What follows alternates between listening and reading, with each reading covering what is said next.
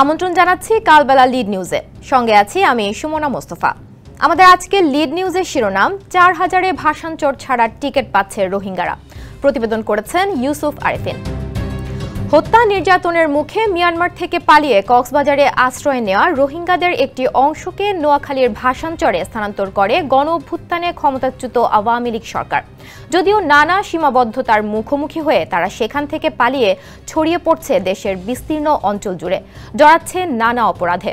আর এতে করে দেশের মানুষের সার্বিক নিরাপত্তা বিঘ্নিতের শঙ্কা দেখা দিয়েছে। এখন যে কোনো ব্র্যান্ডের পুরাতন এসি বদলে নতুন ওয়ালটন এসিতে উপভোগ করুন 25% ছাড়।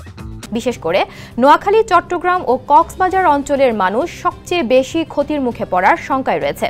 রাষ্ট্রীয় একটি গোয়েন্দা সংস্থার প্রতিবেদনে এমনই তথ্য উঠে এসেছে। ভাষান্তর থেকে পালানো রোহিঙ্গাদের জন্য অত্যন্ত ঝুঁকিপূর্ণ ও কঠিন হলেও তারা দালাল চক্রের সহায়তা নিচ্ছে। দালালরা জনপ্রতি ৩ থেকে ৪ হাজার টাকা নিয়ে কাঠের নৌকায় চট্টগ্রাম কিংবা নোয়াখালী পৌঁছে দেয় রোহিঙ্গাদের। রোহিঙ্গাদের এমন পলায়ন বন্ধ করে সমস্যার স্থায়ী সমাধান না হলে দেশ অদূর ভবিষ্যতে বড় বিপর্যয়ের মুখে পড়বে বলে ধারণা করছেন নিরাপত্তা বিশেষজ্ঞরা। নিরাপত্তা বিশ্লেষক অবসরপ্রাপ্ত মেজর মোহাম্মদ এমদাদুল ইসলাম কালবেলাকে বলেন, রোহিঙ্গাদের ভাষান্তরে স্থানান্তর করে সমস্যার সমাধান হবে না। সেখানে কাজ নেই, শিক্ষার ব্যবস্থা নেই কোনো সুচিকিৎসার ব্যবস্থা। ফলে রোহিঙ্গারা সেখান থেকে পালাতে চাইবে, এটা স্বাভাবিক। আমরা শুরু থেকে বলেছি যেন তাদের ভাষান্তরে না পাঠানো হয়। রোহিঙ্গাদের দেশের অভ্যন্তরে এক জায়গা থেকে আরেক জায়গায় স্থানান্তর কোনো সমস্যার সমাধান নয়, বরং সমস্যা আরও ছড়িয়ে পড়ছে। এটি দেশের নিরাপত্তাকে হুমকির মুখে ফেলছে। রোহিঙ্গাদের মিয়ানমারে ফেরত পাঠানো ছাড়া বাংলাদেশের সামনে দ্বিতীয় কোনো পথ নেই বলে মনে করেন এই নিরাপত্তা বিশ্লেষক। তিনি বলেন, অবশ্যই রোহিঙ্গাদের তাদের নিজ দেশে ফেরত পাঠাতে হবে। বাংলাদেশের সামনে দ্বিতীয় কোনো অপশন নেই। গোয়েন্দা প্রতিবেদনে বলা হয়, উন্নত জীবন দিতে 2020 সালের 29 ডিসেম্বর থেকে কক্সবাজারে আশ্রয় নেওয়া রোহিঙ্গাদের নোয়াখালীর ভাষান্তরে স্থানান্তর কার্যক্রম শুরু হয়। চলতি বছরের নভেম্বর পর্যন্ত 25টি ধাপে 36,898 জন রোহিঙ্গাকে সেখানে স্থানান্তর করা হয়। ভাষান্তরে নতুন করে জন্ম নিয়েছে আরও 3,000-এর মতো রোহিঙ্গা শিশু। প্রথম দিকে তাদের উন্নত সুযোগ সুবিধা দেওয়া হলেও ধীরে ধীরে সেসব সীমিত হয়ে আসে। কর্মসংস্থানেরও খুব বেশি সুযোগ নেই। এতে করে তাদের জীবন যাপন দিন দিন কঠিন হয়ে পড়ছে। এমন অবস্থায় রোহিঙ্গারা ভাষান্তর থেকে পালিয়ে দেশের নানা প্রান্তে ছড়িয়ে পড়ছে। সম্প্রতি তাদের পালানোর হার অতীতের চেয়ে বেড়েছে। গত নভেম্বরে সর্বোচ্চ 389 জন পালিয়েছে। তবে তারা কোথায় গেছে তা জানা যায়নি। প্রতিবেদনে বলা হয়, ভাষান্তরে সর্বমোট 37,000 রোহিঙ্গা জনগোষ্ঠীকে স্থানান্তর করা হয়। এরপর সেখানে আরও 1,003 রোহিঙ্গা শিশু জন্ম নেয়। ফলে তাদের সর্বমোট সংখ্যা দাঁড়ায় প্রায় 40,000। কিন্তু প্রতিনিয়ত পালাতে থাকায় সংখ্যা কমে বর্তমানে সেখানে নভেম্বর পর্যন্ত 29,842 জন রোহিঙ্গা রয়েছে। কর্মকর্তারা জানান, ভাষান্তর থেকে পালিয়ে অনেকেই কক্সবাজারের আশ্রয় ক্যাম্পে ফেরত গেছে। কেউ কেউ কাজ খুঁজতে দেশের অন্যান্য জেলায় চলে যাচ্ছে। বিশেষ করে নোয়াখালী, ফেনী, লক্ষ্মীপুর ও চট্টগ্রামে পাড়ি জমাচ্ছে তারা। বিশেষ করে বর্তমান শুষ্ক মৌসুমে সহজে পালাতে পারছে। এ পলায়ন দেশের জন্য খুবই উদ্বেগজনক। সদ্য শেষ হওয়া নভেম্বরে 389 জন রোহিঙ্গা ভাষান্তর থেকে পালিয়েছে, যা চলতি মৌসুমে সর্বোচ্চ। পালানোর কারণ: কর্মসংস্থান, চিকিৎসা ও শিক্ষার অভাব সহ 9 কারণে ভাষান্তরে থাকতে চায় না রোহিঙ্গারা। এজন্য তারা সময় সুযোগ বুঝে সেখান থেকে পালিয়ে উন্নত জীবনের আশায় সারা দেশে ছড়িয়ে পড়ছে। গোয়েন্দার প্রতিবেদনে উল্লেখ করা হয়েছে, আয়ের স্বল্প উৎস, রোহিঙ্গা রিলোকেশন স্থগিত হওয়া, ক্যাম্পের বাইরে অবাধে বিচরণের সুযোগ না থাকা, কক্সবাজারে FCN কার্ড নবায়নের সুযোগ, একাধিক স্ত্রী থাকা, কাজের উদ্দেশ্য, শিক্ষা সংকট ও সুচিকিৎসার অভাব ও আইন শৃঙ্খলা রক্ষাকারী বাহিনীর সদস্যদের নিষ্ক্রিয়তার কারণেই রোহিঙ্গারা পালিয়ে যাচ্ছে। গোয়েন্দা প্রতিবেদনে বলা হয়েছে, কক্সবাজারের রোহিঙ্গা ক্যাম্পের তুলনায় ভাষান্তরে রোহিঙ্গাদের আয়ের উৎস খুবই কম। ক্যাম্পের কাজে নিয়োজিত সব এনজিওর পক্ষে কর্মক্ষম সব রোহিঙ্গাদের কর্মসংস্থানের ব্যবস্থা করা সম্ভব হচ্ছে না। কিন্তু কক্সবাজারের ক্যাম্পগুলোর রোহিঙ্গারা ক্যাম্পের বাইরে লোকালয়ে দিনমজুরের কাজ করে আয় করতে পারছে। এজন্য ভাষান্তরের চেয়ে কক্সবাজারই বসবাসের জন্য বেশি পছন্দ তাদের কাছে। রোহিঙ্গা রিলোকেশন স্থগিত হওয়াকে আরেকটি গুরুত্বপূর্ণ কারণ হিসেবে বিবেচনা করা হচ্ছে। সরকারি নীতি সহ বিভিন্ন কারণে রোহিঙ্গা স্থানান্তর কার্যক্রম প্রায় স্থগিত থাকায় উন্নত জীবনের জন্য ভাসানচরে স্থানান্তর হওয়া রোহিঙ্গারা কক্সবাজারে অবস্থানরত তাদের জনগোষ্ঠী থেকে নিজেদের বিচ্ছিন্ন অনুভব করছে এবং ভাসানচরের অনিশ্চিত ভবিষ্যৎ নিয়েও শঙ্কিত। ফলে তাদের মাঝে পলায়ন তৎপরতা বহুগুণে বেড়েছে। নোয়াখালীর হাতিয়া থেকে বিচ্ছিন্ন ভাসানচর এলাকাটি বেড়িবাঁধ দিয়ে ঘেরা, ফলে ক্যাম্পের বাইরে অবাধে বিচরণের সুযোগ নেই। অবাধে চলাফেরার সুযোগ না পেয়ে হতাশ রোহিঙ্গারা পলায়ন প্রবণ হয়ে উঠছে। অন্যদিকে কক্সবাজারের ক্যাম্পগুলোয় বসবাসরত রোহিঙ্গারা আইন শৃঙ্খলা রক্ষাকারী বাহিনীর নজরদারি ফাঁকি দিয়ে পুরো বাংলাদেশে বিচরণ করছে, যা সম্পর্কে ভাসানচরের রোহিঙ্গারা খুব ভালোভাবে অবগত।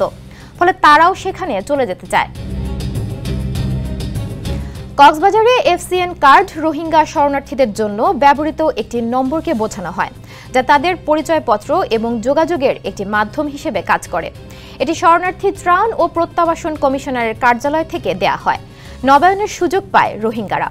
ভাসানচরে স্থানান্তরের প্রাথমিক পর্যায়ে কক্সবাজারে পালিয়ে গেলে তাদের এফসিএন কার্ড নবায়ন করা হতো না, ফলে সুবিধা হারানোর ভয়ে তারা ফের ভাসানচরে ফিরে আসত। কিন্তু বর্তমানে পলায়নকারী রোহিঙ্গাদের কক্সবাজার গিয়ে নতুন করে এফসিএন কার্ড নবায়নের সুযোগ রয়েছে। এই সুযোগের কারণেই তাদের মধ্যে পলায়নের প্রবণতা উল্লেখযোগ্যভাবে বেড়েছে। গোয়েন্দারা জানান, রোহিঙ্গা পুরুষদের একাধিক স্ত্রী রয়েছে। অনেকের এক স্ত্রী কক্সবাজার, আরেকজন থাকেন ভাসানচর। ফলে পলায়নকৃত রোহিঙ্গা উভয় স্থানেই আশ্রয় পেয়ে থাকেন। সেক্ষেত্রে পলায়নকৃত রোহিঙ্গা পরিবারের বাকি সদস্যরা ভাসানচর থেকে পালিয়ে আসতে বাধ্য হয়। ভাসানচরে কাজের সুযোগ নেই বললেই চলে। ফলে বেশি উপার্জনের আশায় ভাসানচরের রোহিঙ্গা পুরুষরা কাজের খোঁজে কক্সবাজার কিংবা অন্য জেলায় চলে যাচ্ছেন। অনেকে আবার 4 থেকে 5 মাস বা তারও বেশি সময় ধরে কাজ করে অর্থ উপার্জন শেষে পুনরায় ভাসানচর ফেরত যান। আবার কিছু ক্ষেত্রে কাজের উদ্দেশ্যে গিয়ে নিরুদ্দেশ হয়ে যেতেও দেখা যায়। তখন পরিবারটি আর টিকতে না পেরে পলায়নের সিদ্ধান্ত নেয়। ভাসানচর প্রকল্পে শুরুর দিকে রোহিঙ্গাদের জন্য 20 শয্যার একটি হাসপাতাল, দক্ষ চিকিৎসক, উন্নত প্রযুক্তির চিকিৎসা সরঞ্জাম এবং সি অ্যাম্বুলেন্সের মতো জরুরি সেবার ব্যবস্থা ছিল। জরুরি রোগীদের নোয়াখালীতে স্থানান্তরের ব্যবস্থাও কার্যকর ছিল। তবে সময়ের সঙ্গে সঙ্গে চিকিৎসকের অনুপস্থিতি, প্রয়োজনীয় যন্ত্রপাতির অভাব এবং নোয়াখালীতে চিকিৎসা গ্রহণের সময় বিভিন্ন হয়রানির কারণে রোহিঙ্গারা উন্নত চিকিৎসার আশায় কক্সবাজারে পালিয়ে যেতে শুরু করে। এছাড়া রোহিঙ্গাদের জন্য মাদ্রাসার মাধ্যমে শিক্ষা কার্যক্রম চালু ছিল, যা বর্তমানে বন্ধ থাকায় পিতা-মাতা তাদের সন্তানদের শিক্ষা নিয়ে যথেষ্ট উদ্বিগ্ন। বর্তমানে নৌবাহিনীর 63 জন সদস্য ভাসানচরে সামগ্রিক প্রশাসনিক কার্যক্রম পরিচালনা করছেন। পাশাপাশি নিরাপত্তা সংক্রান্ত বিষয়ে এপিবিএনের 149 জন, কোস্টগার্ডের 24, পুলিশের 23 জন ও আনসার ব্যাটালিয়নের 57 জন সহ 253 জন দায়িত্ব পালন করছেন। তবে দায়িত্ব পালনে তাদের অবহেলা রয়েছে বলে অভিযোগ রয়েছে। গোয়েন্দা প্রতিবেদনে বলা হয়, ক্যাম্প ইনচার্জ দৈনন্দিন দাপ্তরিক কার্যক্রম নিয়মমাফিক পরিচালনা করলেও এনজিও সহ অন্যান্য বিষয়ে বেশি ব্যস্ত থাকেন। এ কারণে তারা রোহিঙ্গাদের পলায়নের বিষয়টি খুব বেশি গুরুত্বের সঙ্গে নিতে পারছে না। ফলে রোহিঙ্গা পলায়ন বিষয়ে কার্যকরী ও সমন্বিত উদ্যোগ গ্রহণ করা সম্ভব হচ্ছে না। পালানোর মাধ্যম। ভাসানচর থেকে পালানো রোহিঙ্গাদের জন্য অত্যন্ত ঝুঁকিপূর্ণ ও কঠিন হলেও তারা দালাল চক্রের সহায়তা নিচ্ছেন। দালালরা জনপ্রতি 3 থেকে 4 হাজার টাকা নিয়ে কাঠের নৌকায় চট্টগ্রাম কিংবা নোয়াখালী পৌঁছে দেয় রোহিঙ্গাদের। রোহিঙ্গারা ক্যাম্প থেকে পালিয়ে রাতের অন্ধকারে ভাসানচরের দক্ষিণ পূর্বে অবস্থিত প্যারাবনে গোপনে জড়ো হয়। জোয়ার ভাটার সময় অনুযায়ী প্যারাবন সংলগ্ন উপকূলে নৌকাটি এলে সুযোগ বুঝে কাদামাটি পেরিয়ে তারা নৌকায় ওঠে। কেউ কেউ দীর্ঘ পথ পায়ে হেঁটে জাইজার চর বা স্বর্ণদ্বীপে পৌঁছে। সেখান থেকে শুষ্ক মৌসুমে খুব অল্প সময়ে নৌকায় নোয়াখালীতে চলে যায়। পরিবারের সদস্য সংখ্যা বেশি হলে ধরা পড়ার ঝুঁকি কমাতে তারা পর্যায়ক্রমে ভাসানচর ত্যাগ করেন। দালালরা সাধারণত তাদের চট্টগ্রামের উপকূলীয় অঞ্চল আনোয়ারা, পতেঙ্গা, পটিয়া, মিরসরাই বা নোয়াখালীর তীরবর্তী স্থানে নামিয়ে দেয়। সেখান থেকে রোহিঙ্গারা বাসে উখিয়া, টেকনাফের ক্যাম্প বা কর্মসংস্থানের উদ্দেশ্যে চট্টগ্রামের বিভিন্ন এলাকায় চলে যায়। তবে যারা পরিবার নিয়ে পালাতে পারে না, তারা কয়েক মাস পর আবার ভাসানচরে ফিরে আসে। দেশ ও দেশের মানুষের জন্য দিন দিন হুমকি হয়ে ওঠা রোহিঙ্গাদের ভাষান্তরে ধরে রাখতে 5টি সুপারিশ করেছে গোয়েন্দা সংস্থা। গোয়েন্দা প্রতিবেদন ও সুপারিশমালা এরই মধ্যে স্বরাষ্ট্র মন্ত্রণালয়ের সিনিয়র সচিবকে পাঠানো হয়েছে। রোহিঙ্গাদের জীবিকা নির্বাহ কার্যক্রমকে ক্ষুদ্রাকারে পুনরুজ্জীবিত করা, স্বল্প ও ক্ষুদ্রাকারে ভাষান্তরে রোহিঙ্গা স্থানান্তর কার্যক্রম অব্যাহত রাখা, স্বাস্থ্য খাতে সরকারি চিকিৎসকদের ভাষান্তরে সেবা প্রদান অব্যাহত রাখা, ঔষধ সরবরাহ নিশ্চিত করা এবং শিশু শিক্ষা কার্যক্রম বৃদ্ধির সুপারিশ করা হয়েছে প্রতিবেদনে। কোস্টগার্ড এবং এপিবিএন এর লজিস্টিক ও প্রযুক্তিগত সুবিধা নিশ্চিত করার মাধ্যমে নিজ নিজ সংস্থা কর্তৃক প্রয়োজনীয় ব্যবস্থা গ্রহণের নির্দেশনা দেওয়ার সুপারিশও এসেছে। এছাড়া রোহিঙ্গা পলায়নের স্থানগুলোয় এপিবিএন ও কোস্টগার্ডের নিয়মিত টহল বা অভিযান পরিচালনার মাধ্যমে পলায়ন কমানো কিংবা বন্ধ করা যেতে পারে বলে সুপারিশ করেছে ওই গোয়েন্দা সংস্থা। বিশ্বব্যাপী শরণার্থীদের নিয়ে কাজ করা জাতিসংঘের UNHCR এর হিসেবে মিয়ানমারের আরাকান থেকে বিতাড়িত হয়ে বাংলাদেশে আশ্রয় নেওয়া রোহিঙ্গার সংখ্যা প্রায় 12 লাখ। তবে এ সংখ্যা আরও অনেক বেশি বলে ধারণা বাংলাদেশ সরকারের, কারণ প্রতিনিয়ত নতুন নতুন রোহিঙ্গা শিশুর জন্ম নিচ্ছে। রোহিঙ্গা সংকট বাংলাদেশের জন্য বড় ধরনের বিপর্যয় ডেকে আনতে পারে বলে আশঙ্কা বিশ্লেষকদের। তারা বলছেন, রোহিঙ্গা প্রত্যার্পণের কাজটি আবারও থমকে গেছে। চীনের সঙ্গে বর্তমানে বাংলাদেশের সম্পর্ক খুবই উচ্চ পর্যায়ের।